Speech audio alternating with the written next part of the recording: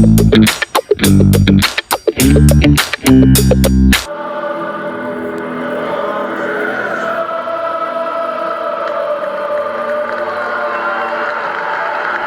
right, Gooners, welcome back to GoonerPavilion, where you come for the Arsenal, stay for the family.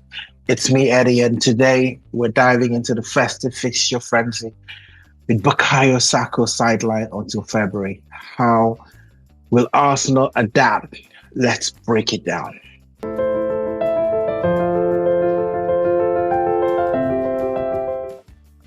And the holiday season is upon us, and that means it's a packed schedule for the Gunners. Here's what's on the horizon. December 27, home against Ipswich Town. This game is at 8:15. Then January 1st, New Year's Day, we go away to Brentford. It's a difficult game. And then another away game to Brighton January 4th. So that's three games in 8 days. None of those teams, other than Ipswich, but again, you cannot write Ipswich off because they are capable of unpredictable results. But I would fancy our chances, against Ipswich at the Emirates. Brentford, and Brighton. I almost combined the two clubs together. Those ones are going to be tricky.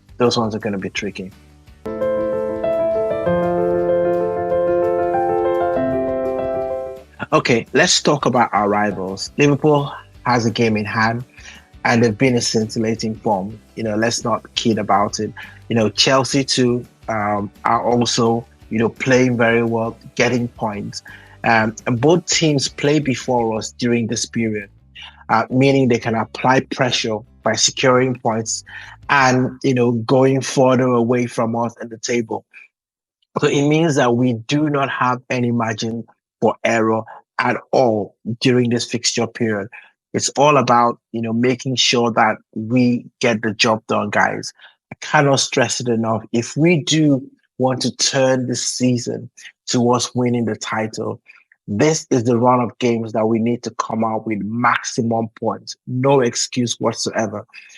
And I know, guys, I know that this is going to be tough because of Bukayo Saka being injured. We're going to talk about that in a second. But we're going to get 3 points done. I mean, the way that you see Liverpool play, the way that you see Chelsea play, it doesn't look like they're going to be dropping points, especially Liverpool.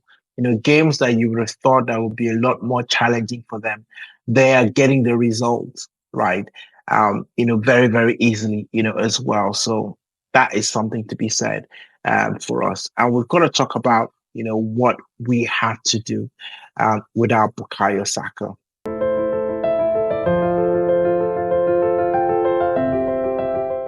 So let's get straight to it. Bukayo Saka's hamstring injury is a significant blow.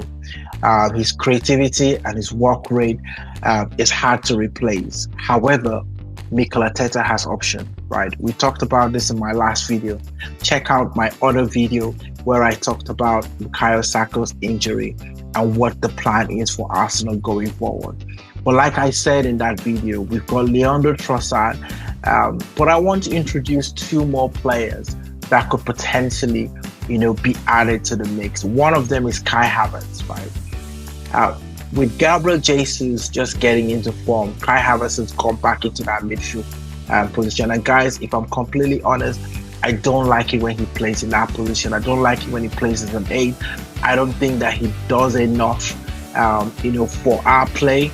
I know the manager sees that differently, but I like what Declan Rice does when he plays that 8 position for me. And I think, when Havertz comes in there, he doesn't stick there. That's also the thing, right? He goes all over the place, but he doesn't have the creative intelligence, like someone like Odegaard who can kind of drift, into different positions on the pitch. So Kai Havertz is an option, to drift to the right. I think he would definitely unsettle teams.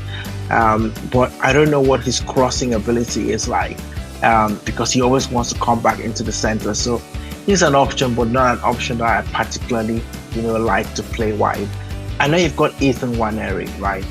This guy has been turning heads. And listen, with Saka out, Nwaneri could see more minutes. In fact, I do want him to see more minutes, but I want him to be in the team, with someone like Odegaard also in the team. Normally, he comes in for Odegaard, so takes the substitution for Odegaard. But I would like to see Ethan Nwaneri come in and play with Odegaard in the team as well, because I think he can go past players, and maybe this might be the chance that he's needing to really, really impress us. And hey, remember, we knew nothing about Martinelli and Saka until that game against Chelsea when Arteta unleashed them. And basically, they won us that game. So hey, Nwaneri could have exact same thing, for us. Now, I think the player that will be absolutely important for us in this next couple of games is Martin Odegaard. He's come back, with form. He's provided 3 assists, I believe, in his last 2 games, and he's taking the tempo. And he's very, very crucial. His vision, his leadership will be crucial for us.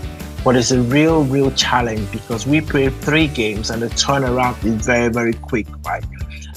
So honestly, especially that game between Brentford and then the game between Brighton, those are 2 away games that we play in very, very short period, of time.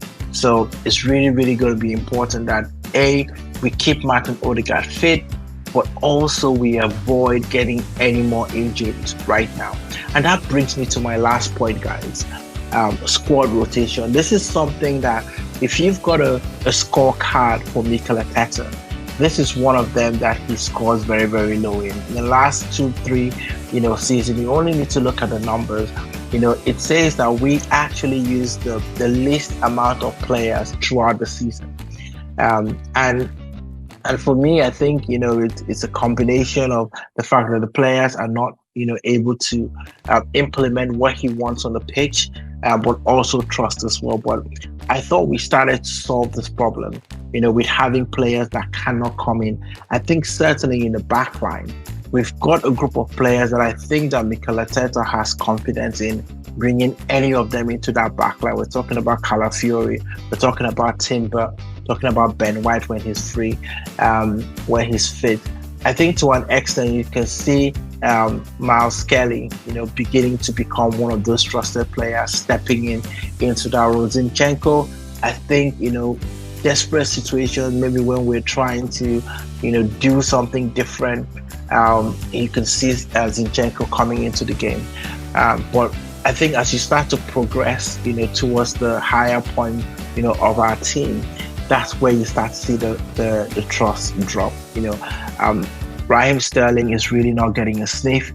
Even when we're going down, players like, Jorginho, we're going to need him, especially during this game. I expect Jorginho to be very key, for us, during this run of games. In fact, I would say that he would probably start, a lot of those games. I think Partey for me, Brentford is the game that I would want to see Partey come in, and play. I think against Ipswich, I think Jorginho can do a good job there. And, it's a game that I think that, we would want to rotate, because I think Declan Rice and Partey will be really, really important for us, especially against Brentford away from home. That is a very, very, very difficult game. I cannot stress. That is a bad time for us to be playing them, especially in this fixture congestion. And they're going to be looking forward to it.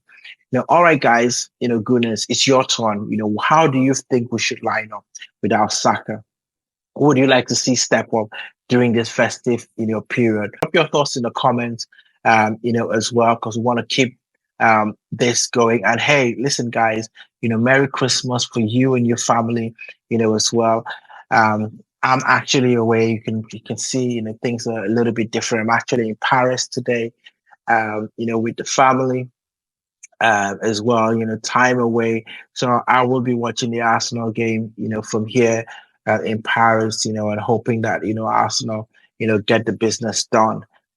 However, guys, let's continue to support the guys. Don't forget to like and subscribe and share this podcast with fellow Gooners, right? Until next time, keep the faith and come on, you Gunners.